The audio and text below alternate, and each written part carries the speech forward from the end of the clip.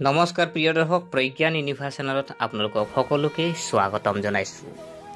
আজি আমি এটা অতি বিশেষ বিষয়ৰ ওপৰত আলোচনা কৰিম।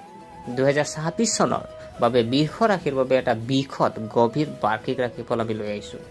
প্ৰিয় দৰ্শক, 2026 চনত কি বৃহৎ গ্ৰহৰ পৰিৱৰ্তন হ'বলৈ গৈ আছে, কোনটো মাহ আপোনাৰ বাবে আটাইতকৈ শুভ হ'ব, টকা কেতিয়া পাব, কেতিয়া চাকৰি পাব, বিবাহ কেতিয়া সম্ভৱ হ'ব আৰু কেতিয়া সাৱধান হ'ব লাগিব, এই সকলোবোৰ প্ৰশ্নৰ উত্তৰ বিতংভাৱে এই ৰাশিফলত আপোনালোকে জানিবলৈ পাব।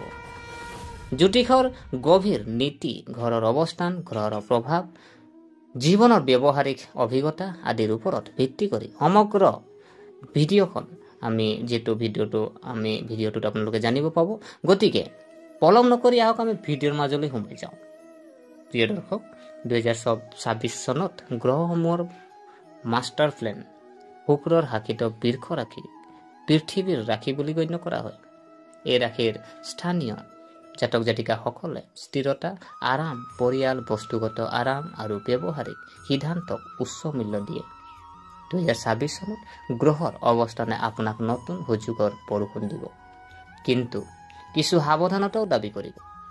মূল গ্ৰহৰ অৱস্থান আমি আপোনালোকক ক'ব বিচাৰিছোঁ যে শুক্ৰ আপোনাৰ ৰাশিৰ শাসক।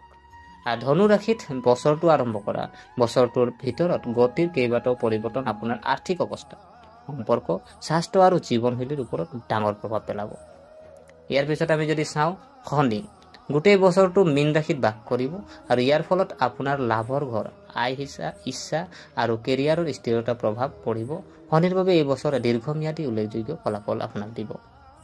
ইয়াৰ পিছত আমি যদি চাওঁ, বৃহস্পতি হ'ব আপোনাৰ মিথুন, কৰ্কট, সিংহ এই তিনিটা ৰাশিত আৰু পুনৰ কৰ্কট। এইখিনিত আপুনি অতিক্ৰম গতি কৰি থাকিব আৰু য'তেই যাওক সেই ঘৰটো অত্যন্ত ফলদায়ক হ'ব। আপোনাৰ ধন সম্পত্তি, পৰিয়াল, শিক্ষা, বৈবাহিক জীৱন আৰু উচ্চ আয়ৰ ওপৰত প্ৰভাৱ পেলাব। ইয়াৰ পিছত আমি যদি চোৱা হয়, ৰাহু যিহেতু আপোনাৰ কুম্ভ ৰাশি, মকৰ ৰাশি হঠাতে হোৱা আপোনাৰ কুম্ভ আৰু মকৰ ৰাশি যিহেতু থাকিব, প্ৰৱেশ কৰিব আৰু আপোনাৰ হঠাতে হোৱা পৰিঘটনা, ডাঙৰ সিদ্ধান্ত আৰু কেৰিয়াৰৰ ক্ষেত্ৰখনৰ পৰিৱৰ্তন, কেতিয়াবা বিভ্ৰান্তি, গতিকে বুদ্ধিমান দৰে সিদ্ধান্ত। কেতু যদি চোৱা হয়, কেতু সিংহ আৰু কৰ্কট ৰাশিত থাকিব আৰু আপোনাৰ মনক আধ্যাত্মিক কৰি তুলিব। পুৰণি সম্পৰ্ক আৰু আৱেগ পুনৰ বিবেচনা কৰাৰ সময়, মানসিক বিশুদ্ধতা আৰু আভ্যন্তৰীণ শক্তিৰ বিকাশ ঘটিব। এই শক্তিশালী গ্ৰহবোৰে 2026 চনৰ বিশেষ যোগাসনৰ সৃষ্টি কৰিছে, যেনে গজেশেশ্বৰী যোগ, মহালক্ষ্মী যোগ, নৱপঞ্চম যোগ, সমসপ্তক যোগ, হংস যোগ, কেন্দ্ৰ ত্ৰিকোণ ৰাজ্য যোগ, মন্ত্ৰী যোগ।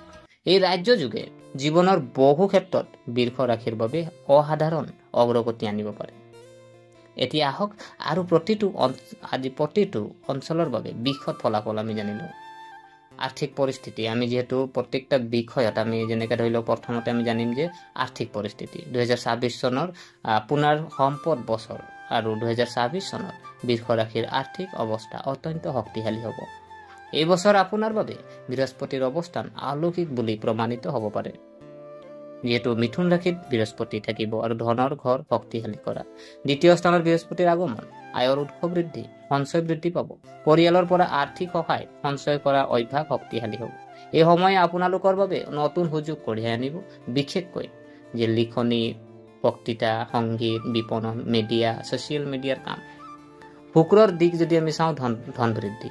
আপোনাৰ ৰাশিৰ শাসক হোৱাৰ বাবে শুক্ৰ য'তেই যায় তাতেই বস্তুগত সুখ আৰু ধন সম্পত্তি কঢ়িয়াই আনিব।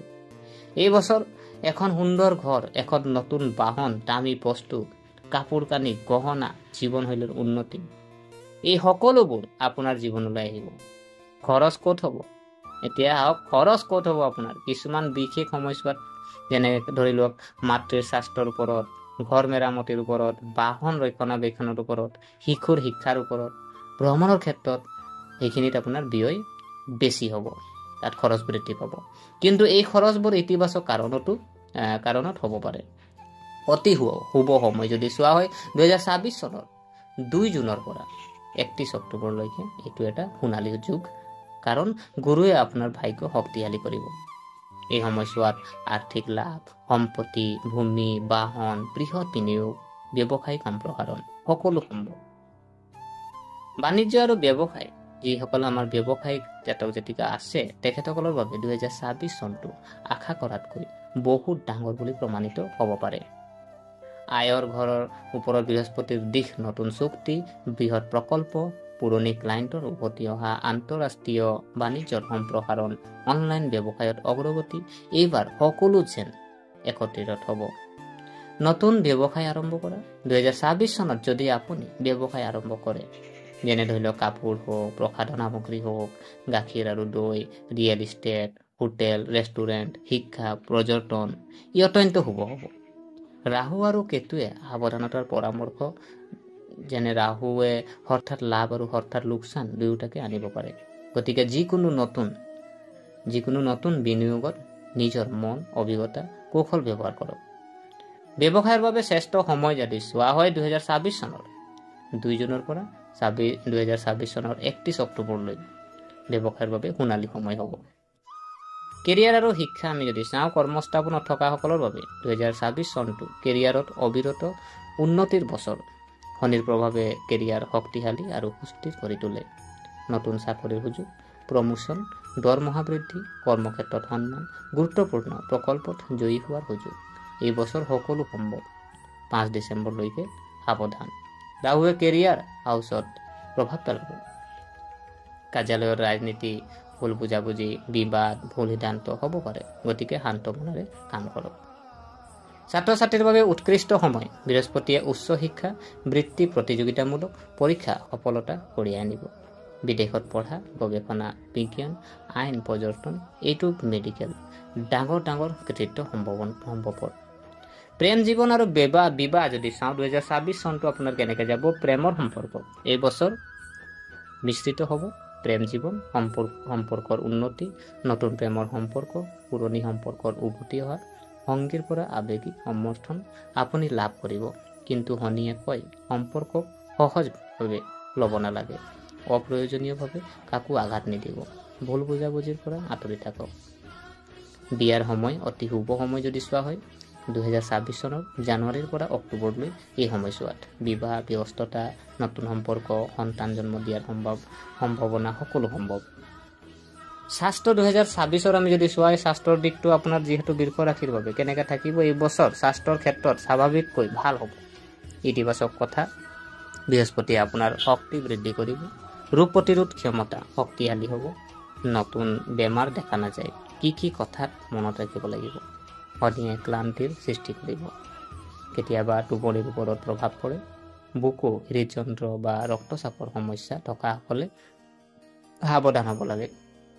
মানসিক চাপৰ পৰা আঁতৰি থাকক। প্ৰতিকাৰ আপুনি যদি চাওঁ, আপোনাৰ যোগাসন, প্ৰাণায়াম, ধ্যান, ৰাতিপুৱা সূৰ্যলৈ আপুনি যিহেতু পানী আগবঢ়াওক, গোটেই বছৰটো আপোনাক সুস্থ কৰি ৰাখিব।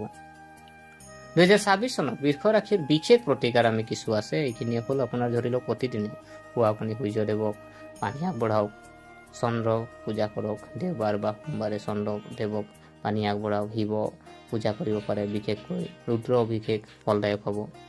লক্ষ্মীৰ লাভৰ প্ৰতিকাৰ কৰিব পাৰে। শুকুৰবাৰে লক্ষ্মী দেৱীৰ বাবে উপবাস পালন কৰক। আপোনাৰ ভাগ্যৰ ৰত্ন মুকুতা হীৰা ৰাখি ফলন কৰি আপুনি কিন্তু আপোনাৰ ৰত্ন লোৱাৰ আগত আপুনি বিশেষজ্ঞৰ ওচৰত আপুনি পৰামৰ্শ লৈ পেলাই ৰত্ন ল'ব। গতিকে বন্ধুসকল, যিহেতু এইটোৱে আছিল 2026 চনৰ বাবে বৃষ ৰাশিৰ বাবে সম্পূৰ্ণ বিশদ আৰু গভীৰ বছৰেকীয়া ৰাশিফল। গতিকে আশা কৰোঁ আপোনালোকে ভিডিঅ'টো চাই ভাল পালে। যদি এই ভিডিঅ'ই আপোনাক কিঞ্চিত মানুহ লাভান্বিত কৰিছে, তেনেহ'লে ভিডিঅ'টো আপোনালোকে লাইক কৰিব, শ্বেয়াৰ কৰিব আৰু কমেণ্ট কৰিব। আৰু আমাৰ চেনেলটো যদিহে আপোনালোকে ছাবস্ক্ৰাইব কৰা নাই, অনুগ্ৰহ কৰি ছাবস্ক্ৰাইব কৰি আমাক উৎসাহিত কৰিব বুলি আশা থাকিলে পুনৰ লগ পোৱাৰ প্ৰতিশ্ৰুতিৰে আজিলৈ আমি বিদায় মাগিলোঁ। ধন্যবাদ।